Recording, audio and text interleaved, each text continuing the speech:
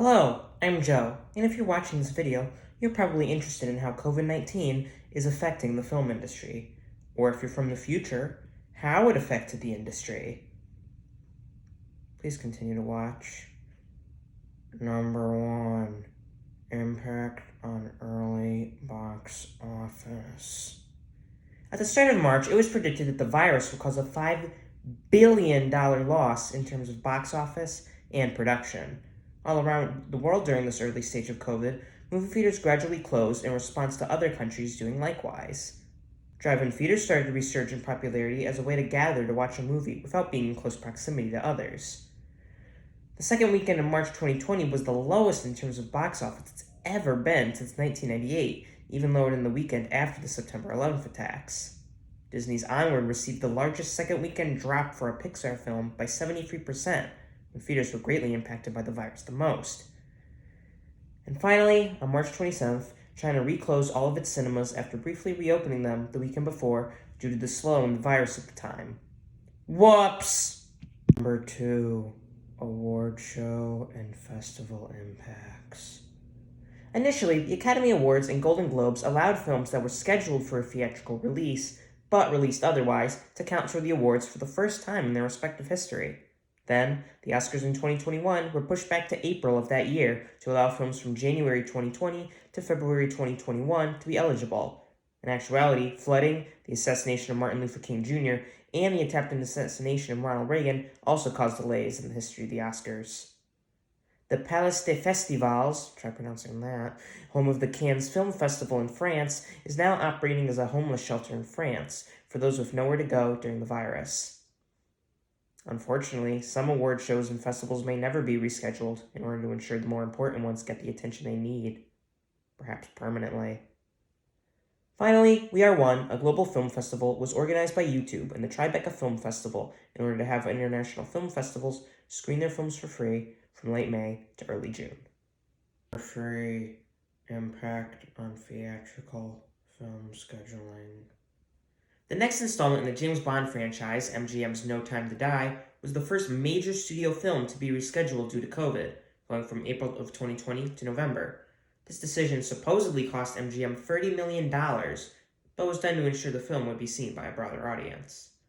Sony's Peter Rabbit 2, The Runaway, was next, being bumped from April of 2020 to August, due to worries over privacy as a result of the virus, and the competition of another family movie, Universal's Trolls World Tour, taking the earlier release date of No Time to Die, closer to Sony's release.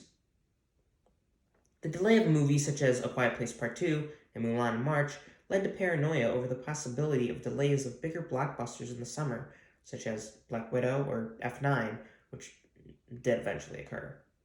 Black Widow specifically was late in moving its release date due to Disney being reluctant in changing their pre-established release schedule for movies and shows in the Marvel Cinematic Universe. Another interesting release date change occurred with Minions: The Rise of Gru, going from July 2020 to July 2021 because of the shutdown of Illumination's Paris studio.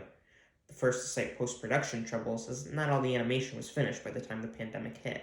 Number 4. Impact on film scheduling via streaming.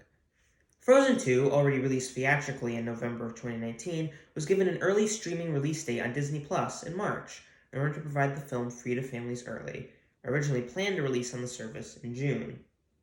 Movies in theaters from mid to late March were also given early releases on video on demand, such as Sonic the Hedgehog, Onward, Birds of Prey, and The Invisible Man, though these were more expensive than any traditional rental or purchase on such a platform. Finally, Artemis Fowl went from a May theatrical release straight to Disney+, perhaps due to the rearranging of other Disney films theatrically and the lack of audience favor and studio confidence toward the film during production. I mean, it already shuffled release dates enough. Ugh. Number 5. The impact of Trolls World Tour. Trolls World Tour was released straight to video on demand on April 10th and earned 5 million rentals with an $100 million gross in 3 weeks. For comparison, it was only tracked to make 17 to 25 million before the pandemic on its opening weekend. Trolls World Tour made its budget back and was seen as a huge success. It made more back on its budget than the first Trolls, especially because Universal retained 80% of all rental fees of a $1999 price movie. Other studios played follow the leader, with Warner Brothers and Disney releasing mid-tier films on video on demand first for a guaranteed return on investment. As a result, NBC Universal CEO Jeff Shell said they expect to release films on both platforms, theatrically and video on demand, from now on. But in a response to that, AMC Theaters Chair CEO Adam Aron officially barred any Universal films from being played in AMC theaters until the simultaneous film idea is scrapped. This is concerning for Universal's other tentpole films that have yet to be released, and other studios such as Disney or Warner Brothers who might have wanted to pursue similar ideas, but now cannot out of fear. Number 6. Impact on film production. Filming in foreign countries was put to a stop very early on. Filming for Mission Impossible 7 in Venice, Italy was among the first halted due to a ban on public gatherings. Shortly after the World Health Organization declared the coronavirus outbreak to be a pandemic, Tom Hanks and his wife Rita Wilson caught the virus in Australia during production of the Warner Brothers film Elvis. This led the studio to investigate those who got into contact with the stars at the time, as production crew was sent to self-quarantine. Another film shooting in Australia at the time, Disney and Marvel's Shang-Chi and the Legend of the Ten Rings, had director Destin Daniel Cretton self-isolating as he got tested for the virus, initially only shutting down first unit production before the studio canceled the rest. Finally, other notable film production delays or shutdowns include Disney's Avatar 2 and Avatar 3, which was originally planned to finish production in the spring, Disney's The Little Mermaid, originally planned to start production in mid-March, Warner Brothers' The Batman, originally changing production shooting from London to Liverpool, Netflix's The Prom, just days from the end of shooting before being forced to shut down, and finally, pre-production of Sony's Uncharted was put on hiatus after several delays in release, even before the pandemic. 7. Other notable film cancellations. For movies released straight to video on demand, other family films such as Scoob and the SpongeBob movie Sponge on the Run negated theatrical releases for video on demand in the success of Trolls World Tour.